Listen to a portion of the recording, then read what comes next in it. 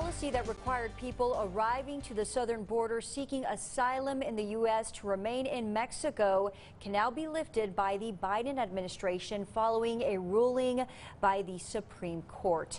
Thank you for joining us. I'm Natasha Paloma. And I'm Andy Morgan, and tonight we are hearing local leaders react. KTSM 9 News reporter Shelby Kapp is live at the U.S.-Mexico border. And Shelby, what are El Paso officials, maybe even migrant shelters, expecting now that that policy can be rescinded?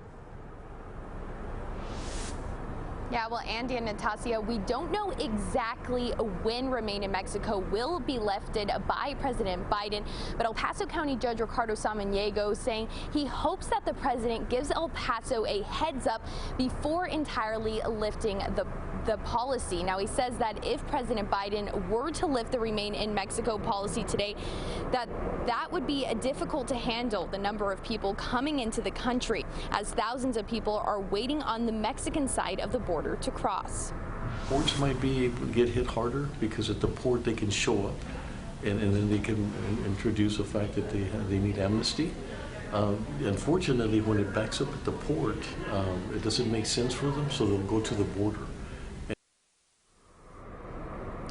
Saying lines forming at the border is expected. Meanwhile, the director for Annunciation House that shelters migrants says they are prepared and do not expect numbers with the Remain in Mexico policy lifting to compare to what El Paso would see if Title 42 was lifted.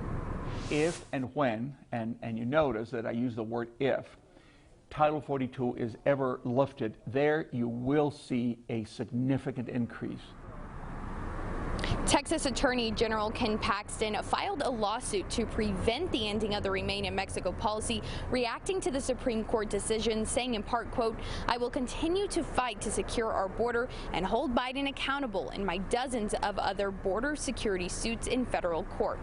Now, back when there were talks of Title 42 being lifted, we did see an influx in migrants coming across our border here in El Paso, and the county judge says during that time our detention facility actually had over 4,000 people, and it can only handle 2,000. Natasha? Shelby, to provide a little bit more clarification for our viewers, there's two different policies that we're talking about here. The Remain in Mexico, which of course can now be lifted with that SCOTUS ruling, and Title 42. So what are the major differences here?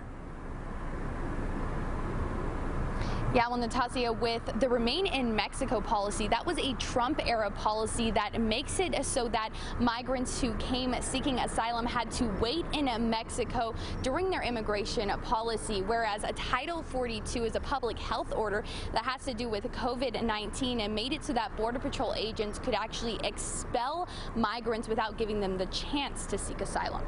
Okay, very good clarification there. Thank you so much, Shelby, reporting from the Mexico-U.S. border.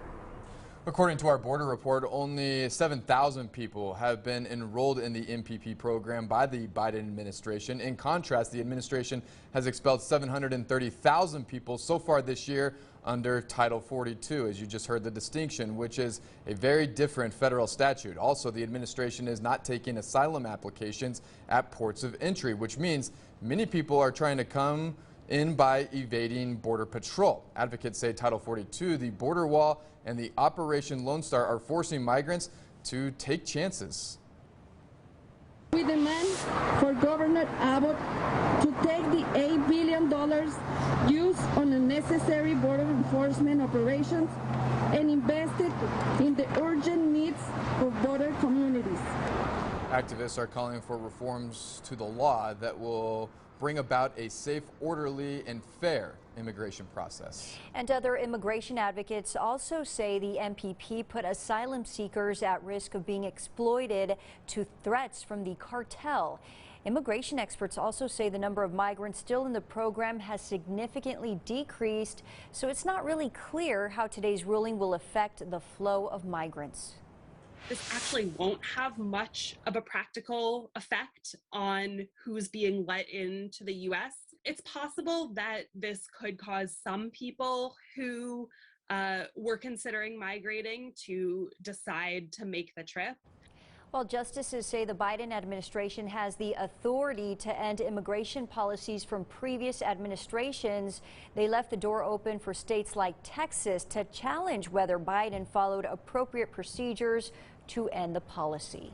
In response to the U.S. Supreme Court's narrow decision regarding MPP, want to get back to what Attorney General Ken Paxton had to say in his statement. It reads, in part, quote, "The administration dragged its feet and refused to implement this effective program in good faith, allowing hundreds of thousands of illegals to pour over the border month after month. Today's decision makes the border crisis worse, but it's not the end. I'll keep pressing forward and focus on securing the border and keeping our communities safe in the dozen other immigration suits I'm litigating in court," end quote.